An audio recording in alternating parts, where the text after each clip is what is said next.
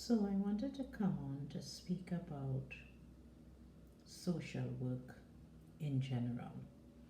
What I mean about social work, I'm talking about finishing your degree, even your master's, and coming out into the actual practice and being able, and I mean effectively able, to apply all the theories and the knowledge that you have accumulated throughout your career,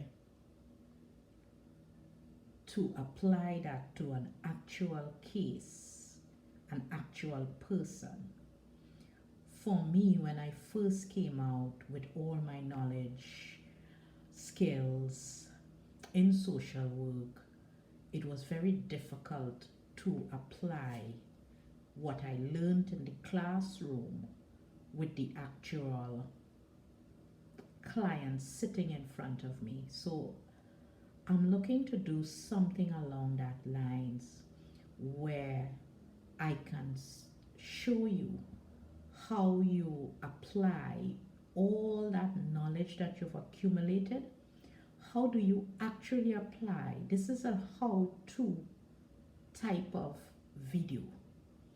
I'm hoping that it's going to be basically on several parts, whereby I will start with our theory.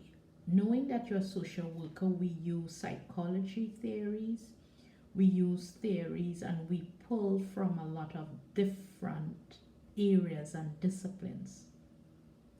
I'm going to just give you a brief example of the how-to by using Sigmund Freud psychodynamic theory. As we all know, Sigmund Freud talks about the conscious and the unconscious. That's the main focus of his theory, conscious and unconscious. And I'll just give an example of what does that actually mean when you have a client in front of you. So, of course, being a social worker, and confidentiality is the height of our practice. I, of course, will make fictitious names. These are people that does not basically exist. So I would name our client Mrs. Kesto, and Mrs. Kesto would be, let's say she is an adult female, and she has come to the social worker with her presenting problem that she doesn't know why she behaves a certain way, and she described this behavior as not being able to perhaps go into a particular store which she really wants to enter, because she found that based on what she see from the outside, it seemed like it have items that she would be very much interested in purchasing and even looking around.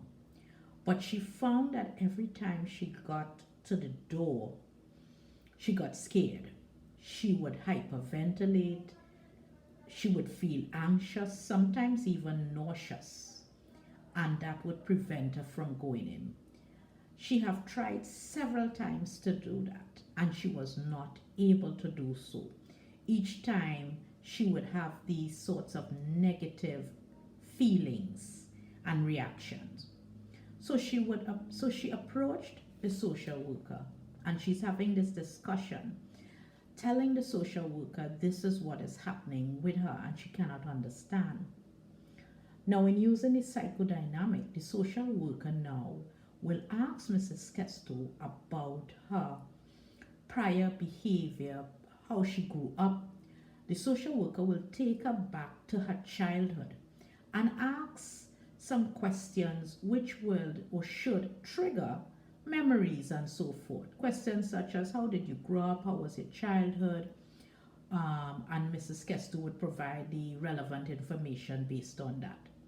Based on the questioning and the questions that the social worker asks the client, Mrs. Kesto, it was discovered that when Mrs. Kesto was a teenager, an adolescent, about 15 years, she went with her cousins to the mall, and they entered a store, and she went to the changing room, and she was locked in there for quite some time, perhaps an hour or more, banging on the door, screaming at the top of her lungs. And from where the changing room was, no one heard her. And of course, the cousin probably thought she left the store and went looking for her in the mall, not knowing she was trapped inside of the store, the dressing room. And that was very traumatic to her. Now that incident came, and of course someone came and found her. A sales girl came and found her and released her. But it was very traumatic, and she never realized how much it has affected her. And now being an adult, she forgot about that incident when she was an adolescent. And as an adult now, she realized after the questioning, it was based on those unconscious negative thoughts that was what you say, that was underneath, like how they show the iceberg. It was underneath, it was buried, and then with the question unearthed those unconscious thoughts, bringing them to the conscious level. And by it coming to the conscious level, she was able to understand her behavior as an adult, how it was impacted from that incident when she was an adolescent. And that's what Freud is saying with that unconscious. You bring what is unconscious, and of course, if it's unconscious, you're not aware of it. It's not to the forefront of your mind, it's buried deep under. That's why he used the iceberg, the analogy of the iceberg, that you see the tip of the iceberg, but there's a lot more buried underneath. So in using that analogy, he explained that, and thereby Mrs. Kesto being able now to bring all that was buried underneath to the top, to the conscious level. Now the social worker would be able to assist her in treatment and in going forward.